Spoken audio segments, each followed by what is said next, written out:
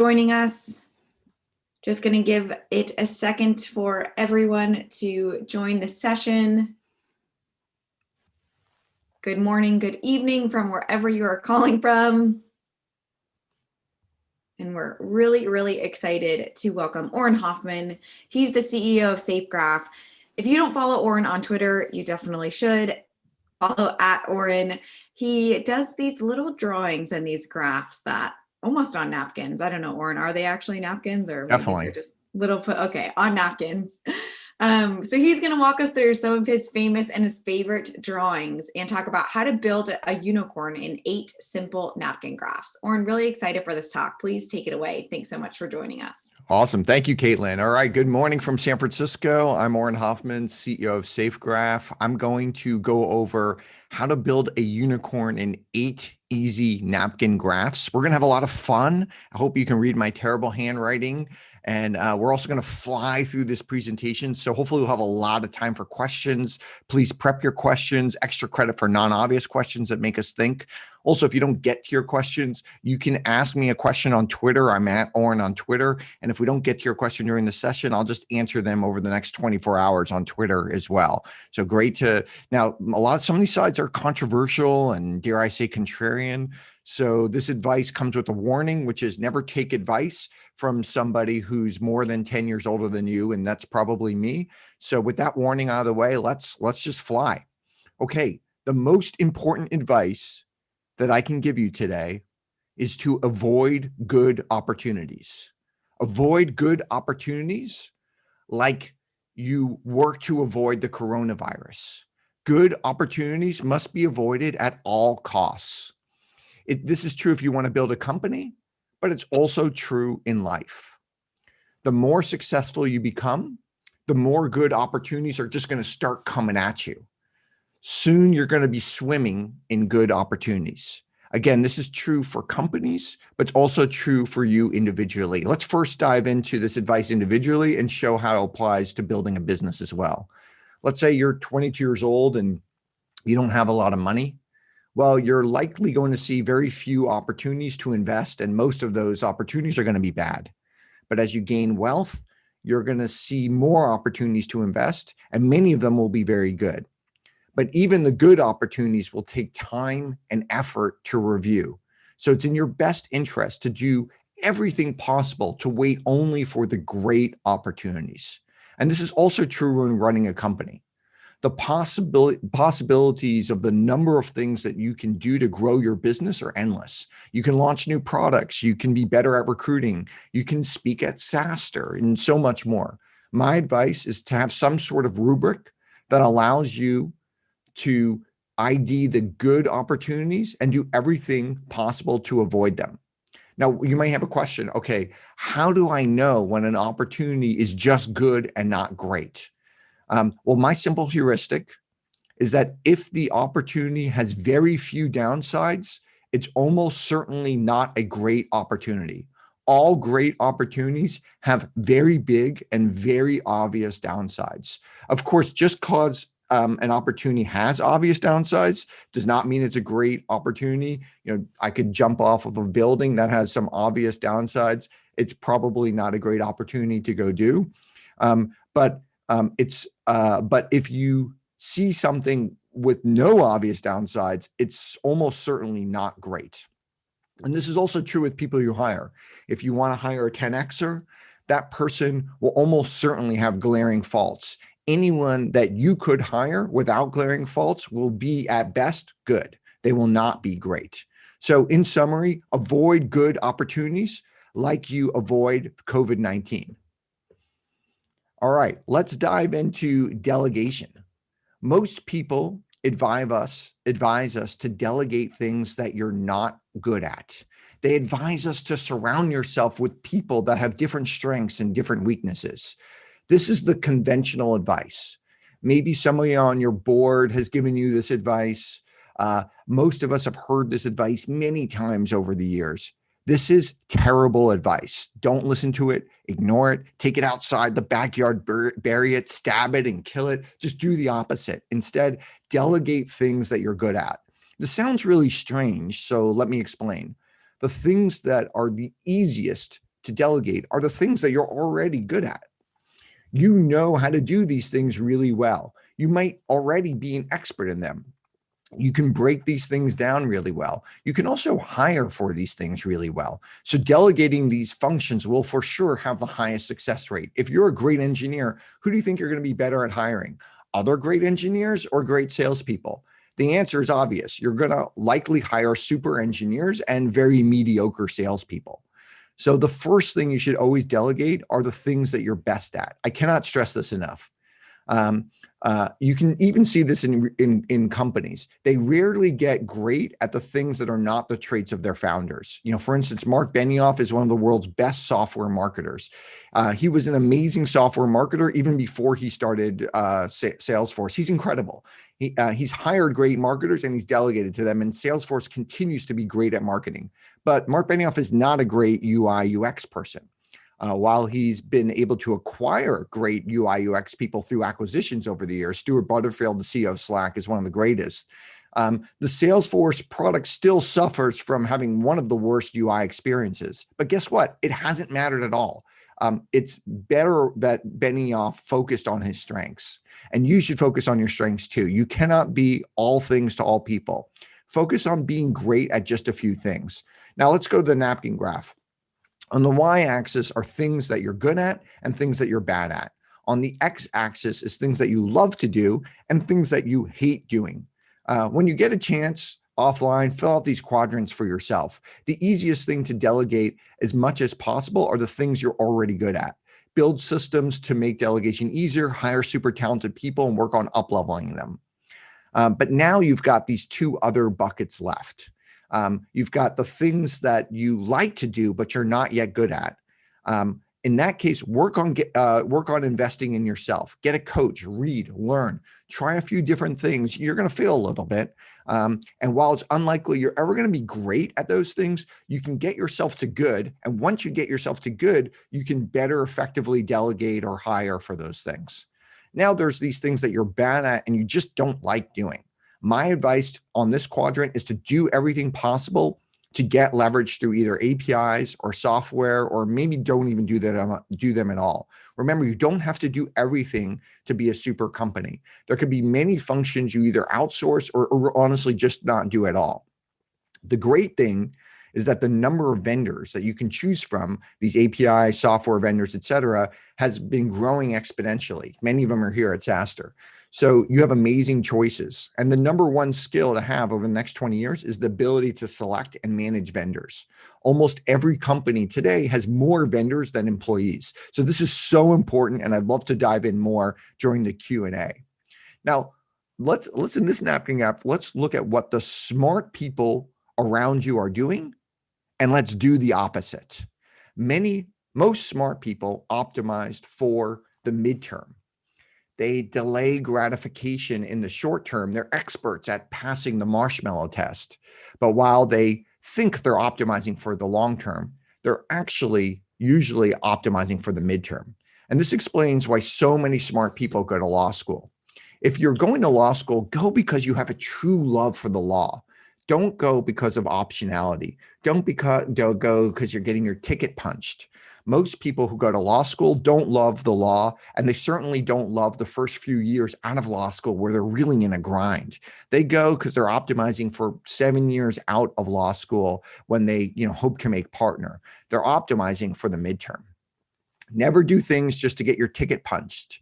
Never do things to gain optionality. Optionality is bad. You need to really have a purpose-driven life. The smartest people never optimize for the midterm. In the short term, they optimize for learning, for growing, in areas that are very non-obvious. They might do things that are a little remote. They are certainly not being conventional. In college, they're probably not choosing a popular major.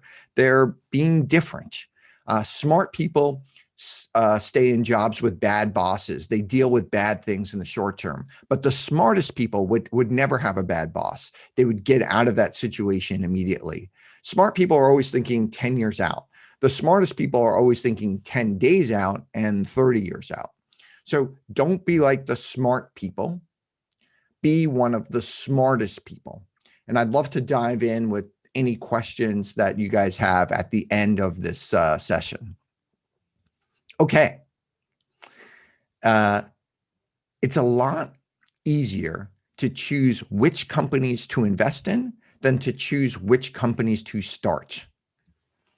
To make money as an investor, you need to be both unconventional and right.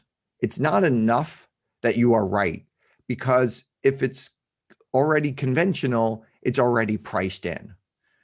You need to have a different view of the world than other smart people. When you start a company, you too need to be unconventional and right, but you need a third element, which is the true ability to get business done. If I want to start an energy business, it's not enough to think the future is going to be super small nuclear fission reactors or something like that. And it's not enough to be right about that prediction 8 years later. I also need to have some sort of unique advantage to start and run that business. In this case, I personally have no such unique advantage. So it'd be really folly for me to spend the next 10 years of my life on this vision. Given that you can start a small number of businesses in your lifetime, this is a very good Venn diagram napkin chart to consider before diving in headfirst to anything. Okay, in the next 2 napkin graphs, we're going to dive into fundraising. First, let's talk about when a venture capitalist turns you down. The reason that they give you for turning you down is usually a lie. It's kind of like Leo Tolstoy's first line in Anna Karenina. All happy families are alike, but every unhappy family is unhappy in its own way. The reasons that VCs give you for wanting to invest in your business are usually true, but the reasons they give you for not investing are usually lies. And the number one reason why a VC will pass on your business is that they don't like your team. This is especially true for seed and Series A deals. And of course, they're just not going to tell you this. One reason that most VCs will give for not investing in you is that your total addressable market, your TAM, isn't big enough. And that's pretty much never the actual reason.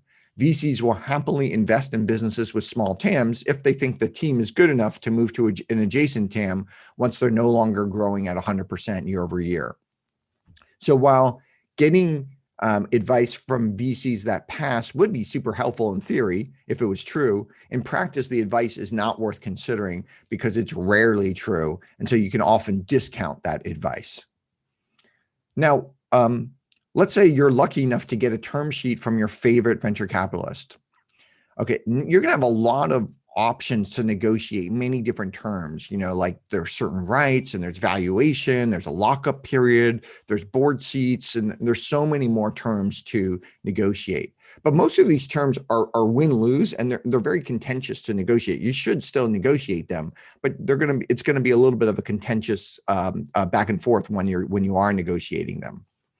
The most non-obvious clause to negotiate is the amount that you're supposed to reimburse the investor's legal counsel. You're actually doing your investors a favor by negotiating this. This is an actual win-win to negotiate. The time it takes you to go from term sheet to close is a function of how many dollars there are in this clause. This is also the first thing that your lawyer and your investor's lawyer are going to look at. They're going to look at this clause before they look at everything else. This is going to tell them how much they're getting paid. And this is also a core signal to the lawyers of the investor's view of the complexity of the transaction. The more complex, the bigger the fees. Remember, investors do not want to pay legal fees out of pocket. Assuming your company is pretty vanilla, there's no need to signal to the lawyers that this transaction is complex. Remember, both law firms are going to take their cues from this one simple number. If the number is large, they're going to justify their fees by adding work and nitpicking on very small points. And that's going to result in a significantly delayed closing. Remember, from that time from term sheet to close can be quite variable. If the number is smaller, if those dollars are smaller, the nitpicks are going to be less prevalent and the time to close are going to be much, much speedier. In addition, it's a real win-win because it's going to, one, take less time for you and the VCs to close, so you both can focus on much more important things to do. And two, the company is going to be able to use its treasure for more important things than covering legal nitpicks. Now, in the next thing, let's talk about planning. In startups, doing trumps planning. Planning is really important at the very early stages of companies when figuring out your market and figuring out what company to start. Remember that fourth graph with the Venn diagram that we talked about? That's the real planning piece. And planning is really important at larger companies because larger companies can really only effectively do 1 or 2 new things per year. But small companies win by doing. They win by moving super fast and reorienting themselves and moving again. Air Force pilots learn about this. They call it the OODA loop, which stands for observe, orient, decide, and act. And it's really about moving fast. My favorite quote from Jeff Bezos is, being wrong might hurt you a bit, but being slow will kill you. And it's like Maverick from Top Gun. You really must feel the need for speed in startups. Okay, and we're on our last napkin graph. So get your questions ready. We're going to hit some of the questions pretty soon.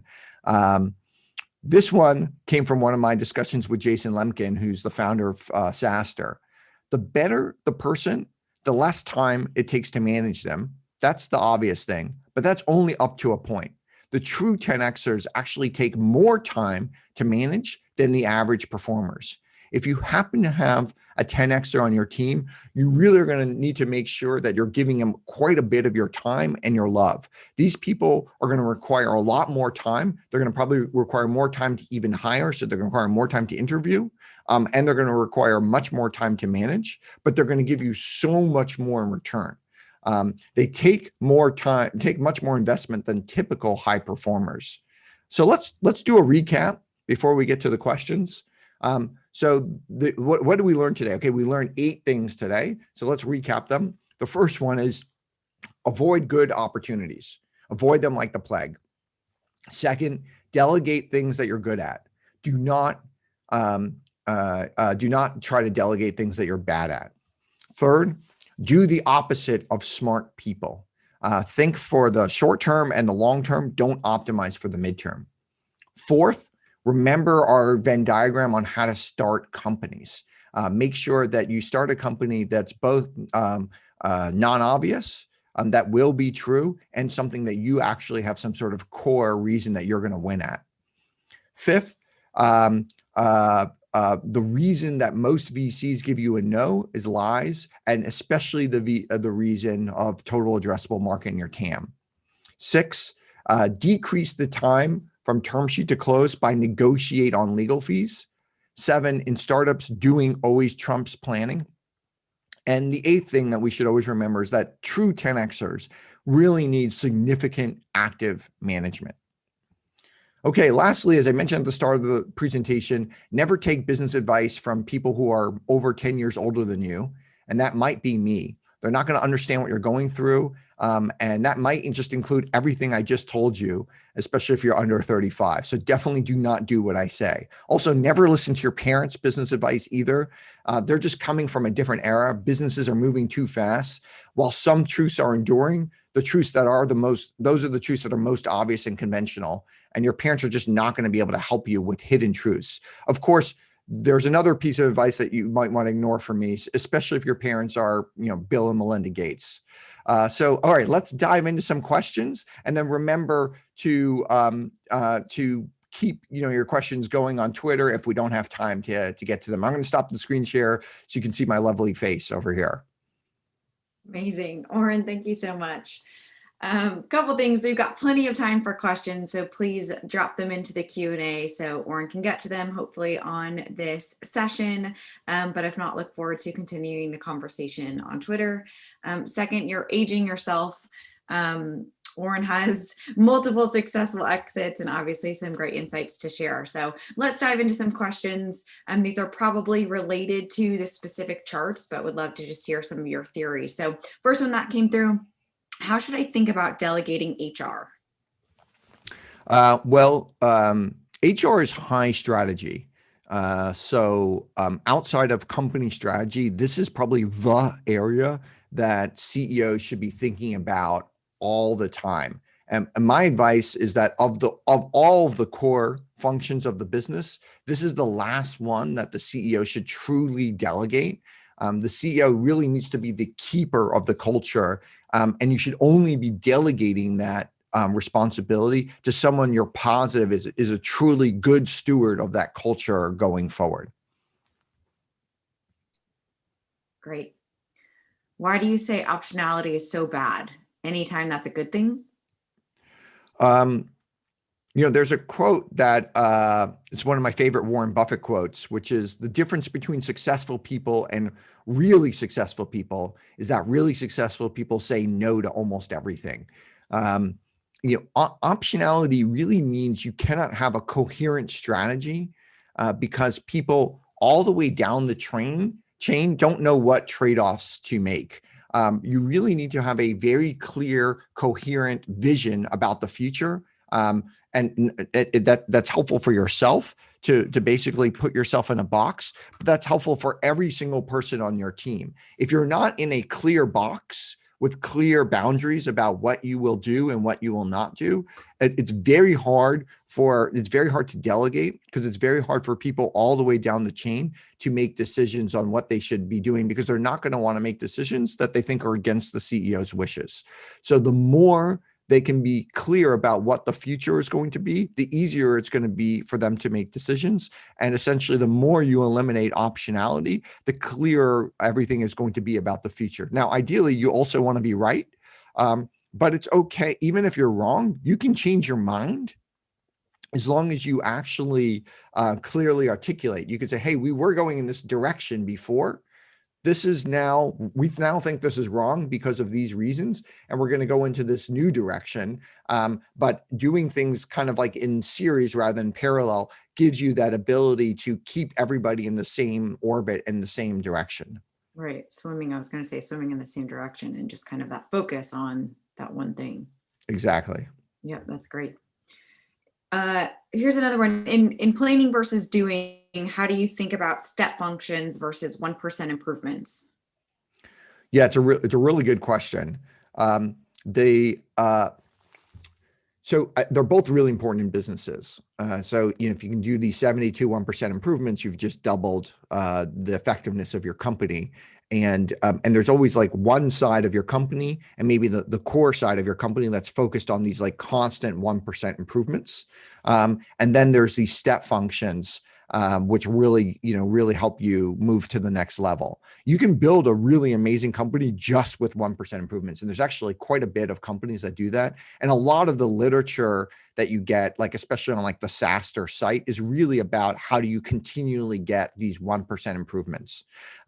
There's a lot of really good things written about how to get 1% improvements. There's almost nothing going to be written about how you can get step functions. It's very hard to write about that because they're going to be very, very specific to your business. That's why, like on the SaaStr site or other types of places that you read through, you're rarely going to read about how do I get a step function in my business, because it's going to be very, very specific to your business. My advice is, you have certain people in your company, and let's say the vast majority of the people in your company are probably going to be focused on these 1% improvements. The more you as a founder can delegate, and you'll have a few other people in your company, then the more time you're going to have to work on these step functions. The step functions are going to have a much lower chance of success than the 1% improvements. And you can work on very few of these step functions at any given time. Maybe just one at a time is the maximum that you can do. But you really need to think thoughtfully. And this is probably an area where planning is very important, to think thoughtfully about how you're going to go about them and how you're going to go do them. But in this world of competitiveness, it's not enough to just do the 1% improvements. It's not enough to just be like incredibly operationally good. You need to do the step functions as well if you're going to build a great and enduring company. Right. Almost like a bigger ROI or bigger bang for your buck, right? Yeah, exactly. They're both important. If you just do the step functions, long term, you're not going to live either. Well, So yeah. it is a difficult dance. Sure. Got to find that balance. Question coming through from Jonathan. If you don't jump on great opportunities, then what do you go after? Bad ones? Yeah, I mean, basically, well, you've got these, you're going to have like often many different opportunities that come to you. You're going to have bad opportunities that come. And sometimes, bad opportunities could be cloaked as good or great opportunities, et cetera. You're gonna, but those can often be relatively easy to avoid, is these bad opportunities. The hard thing to avoid is all these good opportunities. Imagine someone comes at you and it's easy money, it's an easy investment, it's easy money, et cetera. You often still don't want to do it. If you think of a company, it's like some easy BD deal that you can go do, it still might not be worth doing because that might be taking your time from doing something that could be a great thing. And this is the hardest thing to learn. I think as an entrepreneur, it's the hardest thing to learn, really anybody in life, is that you have very limited time. And there's all these things that are going to have positive ROIs that are come at you, and it doesn't mean you should do them. I think when you're younger, it does make sense. You just like when you're 18, you just kind of do everything that has a positive ROI. It kind of makes sense. It works out well. But as you get older and as you get more successful, you really have to discriminate against the opportunities that come into you. Yeah, that makes sense. Let's move then. We got a question on the topic of delegation, so I think that's a good segue. For founders who are not engineers, how would you recommend investing in yourself to help hire, develop high-performing engineering teams? Well, first of all, I would delegate everything else first. So it kind of depends on what you are really good at, but I would try to delegate those things first. Let's say you're really great at sales. Do everything possible to delegate the sales side as quickly as possible. Get to a point where you're spending very little of your time doing sales. The more you can do that, the more time you have to actually grow your own skill set in engineering. It doesn't mean you have to be like a great software developer, but you are going to have to learn about what a good engineer is, how engineers work, things that how engineering operates, microservices. You're going to have to start up leveling yourself, and you're going to need time to be able to do that. And you're going to need time to like talk to people, to make lots of mistakes, et cetera. But you're going to have to get yourself to at least a point where you're like mediocre to good at managing engineers, because because at the very least you're going to be managing your VP of engineering, and you need to make sure you're bringing in the right person. Often, if you look at where people mishire, it's usually in the areas that they're not strong in, which makes sense, right? You're just going to be much easier at hiring for things that you're very good at hiring. So really, really think about what you are going to delegate. And my advice would be to do everything possible to delegate things that you're good at before you delegate things that you're not very good at. That's great. Let's see, we've got a lot coming through here. What are some ways to know and recognize if someone is truly 10x versus a high performer? And do you spend time with a high performer trying to move them to 10x? Well, first, I think it's very hard to know during like the interview stage. So a priori, before they join your company, unless you've worked with them before, I think it's basically impossible to know if someone's going to be, a B player, an A player, or a 10xer. And so you will not know of all the 10xers I've worked with in the past. And I've been fortunate enough to work with people that have just been like incredible, talented people.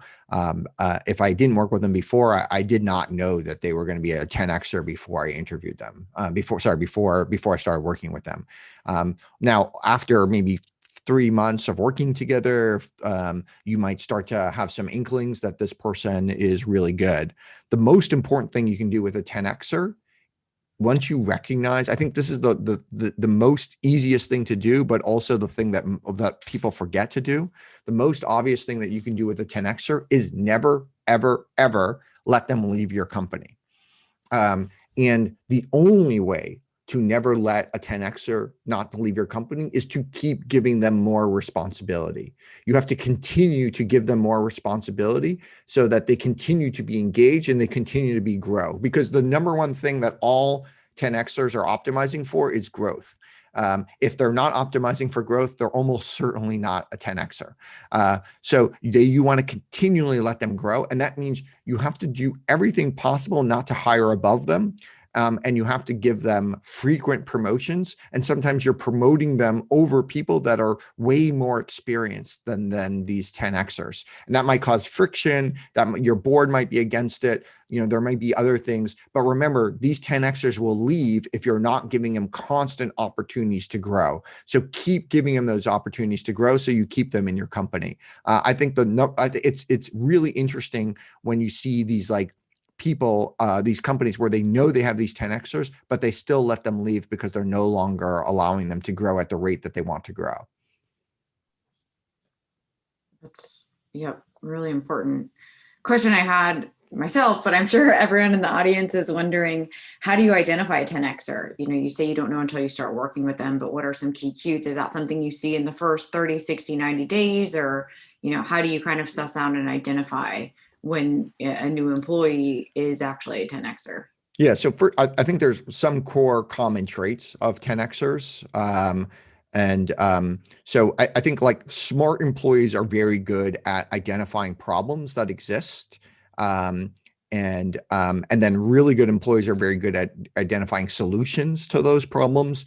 But the 10Xers are really good at identifying core opportunities for the company that may not even be on the radar. Often, you have these problems that have, most problems in your companies have 1x downside. There are obviously ones that can have more than that, but most problems have 1x downside. And it is important to solve these problems and have solutions to those problems. That is an important trait, but there's a lot of opportunities that have unlimited upside. And so you're going to have these, these 10Xers are often identifying these opportunities, but they're not just identifying, they're actually moving these opportunities forward.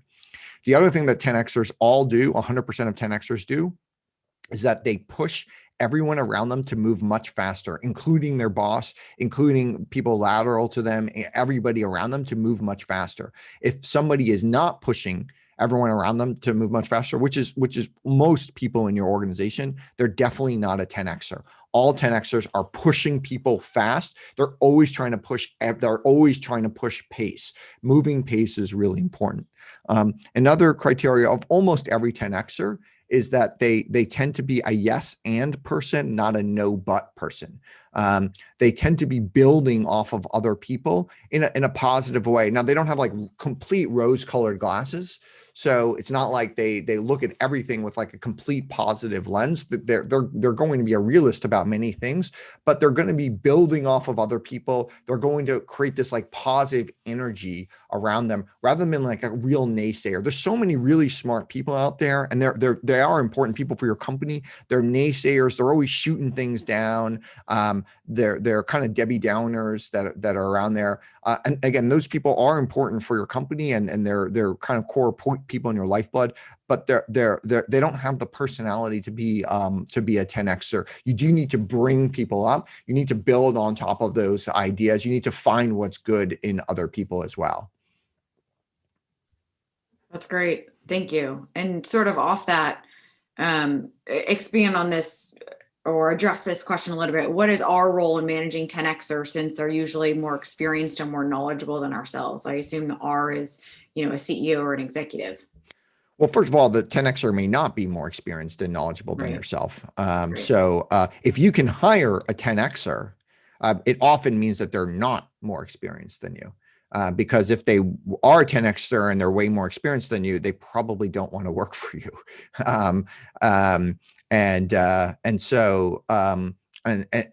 So it's actually quite difficult. So if they're already recognized universally in the world as a 10Xer, then it's going to be really, really hard, unless you've got some amazing company, to convince them to work for you. You're going to likely be hiring people that are not recognized universally as a 10Xer. They may not even know themselves that they're a 10Xer. You won't know that for sure when you're interviewing them, and then you can bring them along. One of the things, there's kind of 3 ways to get anyone to grow in your company.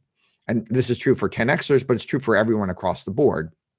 And you should always be thinking about, these three things. The first one, which is simple, which is always make sure that they're working with people around them that are smart, that are pushing them, that are challenging them, that are interesting other people to work with. That just means you need really talented people in your company. Okay, everyone's probably already working on that already. The second thing is to make sure you have a culture of feedback. So, because everybody wants to grow, people want to grow really fast. You can't grow if the only people that you're getting feedback from are your manager, and that's it. So you need to be getting feedback from 360, and that's both like the critical feedback, but the specific positive feedback.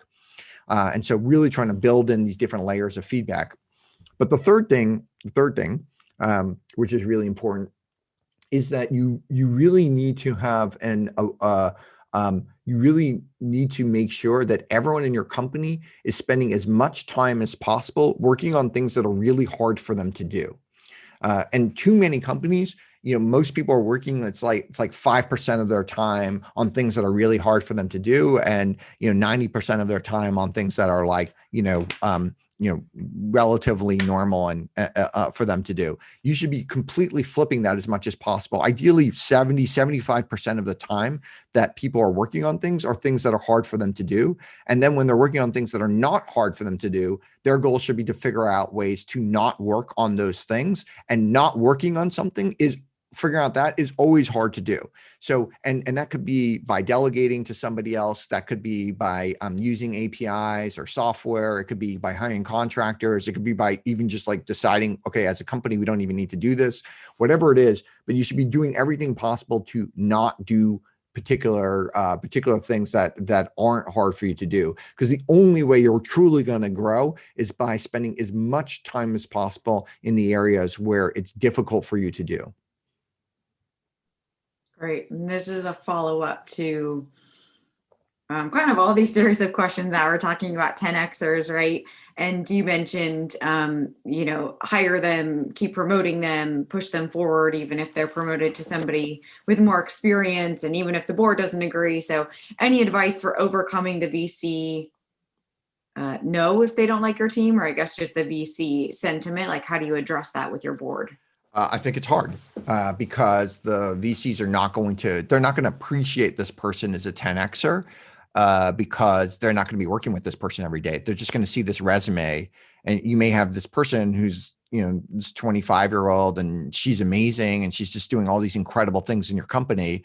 But the VCs will just look at a resume and say, oh, she's only 3 years out of school. She's only, she should, we need to overlay her with let's say she's in product with a new VP of product or something like that. We can't promote her to VP of product. And they're just going to have a lot of biases against somebody that's more junior, especially if you're a growing company. So maybe bringing those VCs along, highlighting this person in the board, giving this person an opportunity to shine, et cetera. I've had plenty of situations though in the past where people on my board didn't appreciate folks, and I just had to not listen to my board. There are good times to listen to your board members. We should always listen. So you should always hear what they have to say, but it doesn't mean you have to act. I think the most important thing to do with your board is to listen and to consider all their advice, because they're going to have often some really sage advice. And so it's worth listening and considering, but it is not your job to take the advice. Your job is to listen and consider, and then make up your own mind based on your own judgment. If you take all of the advice of your board, then you should not be the CEO. You should only be considering, and because you might be getting conflicting advice from different board members. So just consider the advice and then make up your own mind about what you think is best, and then talk to them about why you made that decision. They often may not agree with you, but they will respect the fact that you came to your own decision and stuck with it. Yeah, of course. And then, all right, let's see. Let's go into micromanaging. How do you balance between micromanaging, assigning specific tasks, versus delegating, setting clear expectations without going into too much detail about how? What if we're not actually sure about the how? So I guess that's a two-part question. So balancing between micromanaging versus delegating. Well, the more you have to micromanage usually means you'll find yourself often micromanaging some people and barely managing other people in your organization. And the more you find yourself micromanaging someone, often the more that is not the right person for the job. So it's almost always a good indication that this is somebody who's not doing well in the role that they're in, if you feel like you have to micromanage that person. Now, if you're micromanaging everybody, okay, that might be your own personality trait that you may have to work on. But if you're micromanaging a select number of people, that often means that those, for whatever reason, you don't have confidence in those people. Now, it doesn't mean they're not the right people for the job, but it does mean you're going to have to work with them on up-leveling those people so you don't have to micromanage those people in the future. If you continue to have to micromanage for those people in the future, they might not be in the right position, maybe in a different area of the company, they might be more successful. And then you have to figure out a way to make sure they're successful. Nobody likes to be micromanaged. So that's not a situation. No, and most people don't like micromanaging others. That there's just a lot of work that comes involved in micromanaging people. So you have a situation where both the manager doesn't like it and the person being managed doesn't like it. It's just not a good long-term situation. So you need to figure out a way long-term to get out of that situation. Yeah, absolutely.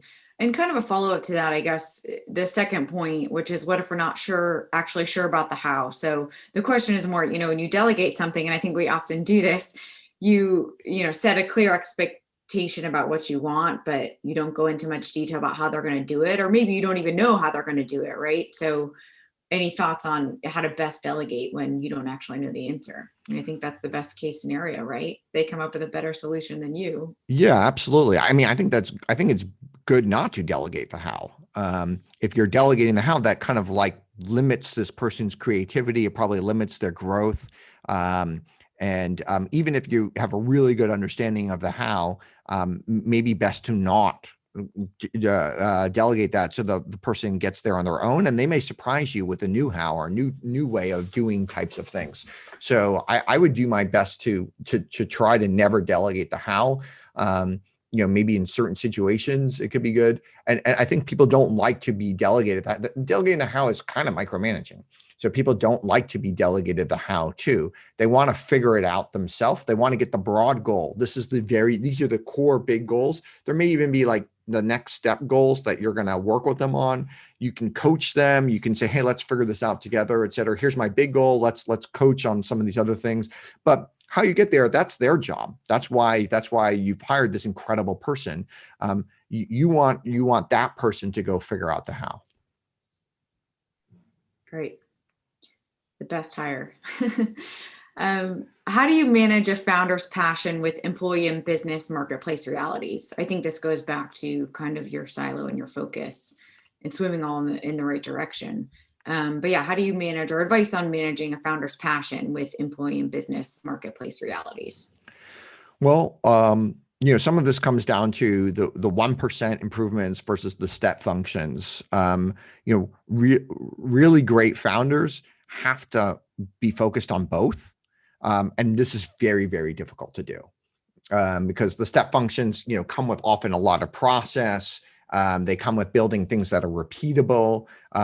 They're really about building engines. And again, so much of like SaaStr, if you listen to the podcast, are really about how to, continually build on these 1% improvements. So you continually up level your company. Remember, 72 1% improvements, you've just doubled your company. So if you can be doing that at a regular basis, this is like really, really, this can be really, really great. And again, 1% improvements could be in your product. You want to keep making your product better.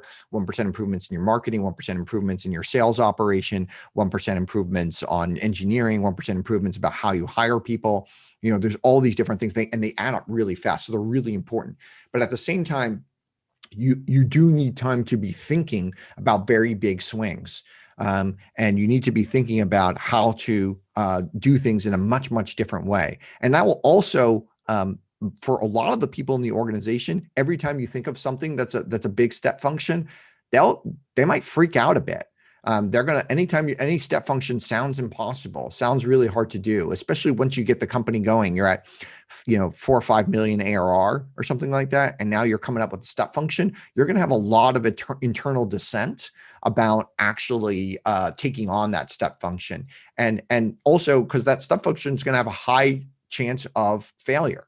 So you do need to kind of push it through. There's going to be people in your organization that are going to be a little upset at it because you're taking time from like something that they know is going to work. The 1% improvement is going to very high likelihood of success to this other thing that is, much more, pie in the sky, kind of a little bit out there, a little bit crazy, et cetera. And it's your job as a founder to balance those things. And you're never going to get that balance perfect. So there's no one in history who's got it perfect. You're always going to be making error going too far on the step function side or too far on the 1% improvement side. And then you have to kind of like over time rebalance it. And it's a very hard dance. And that's why as a founder, you get paid the big bucks. That's great.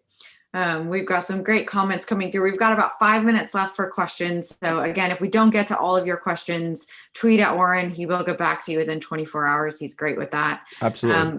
Couple comments coming through. Wow, love hearing the OODA loop thrown into this talk. Managed with that principle for many years.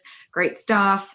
Someone did ask if you can get the recording later. They missed the first part. Yes, we are live and all the recordings will be available on the SaaStr YouTube. So make sure that you subscribe and check them out. Let's get to a few last minute questions. So as a follow-up to your smart people graph, what are your definitions for short-term, midterm, and long-term? Well, it's a good question. Maybe midterm is 7 years out or something. And I just think most smart people optimize for the midterm. They might think they're optimizing for the long term, but they're actually optimizing for the midterm. And they're doing, the smart people have been trained all their life to delay gratification. This is the famous marshmallow test where, people are delaying gratification. And they think by delaying gratification, this is always a good strategy. And it can be good to a point. Obviously, you don't always want to eat chocolate cake all of the time. This is probably not going to be something that's good for you, and you want to build certain habits that are really important. But you sometimes they can tend to under optimize the short term, and really the short term should be about not suffering bad bosses. So too many smart people, I think, are willing to suffer bad situations, and that's just generally not a good idea. Not just doing things to get your ticket punched. Do things because you really enjoy them and love doing them. Make sure you're learning and growing all the time. These are all things that you can optimize for in the short term that I think a lot of smart people discount because they're used to delaying gratification on things, and then they're doing things that are often quite conventional. And quite conventional, sometimes can be a good optimization for the long term, but often are not good. They're often very good optimizations for the midterm.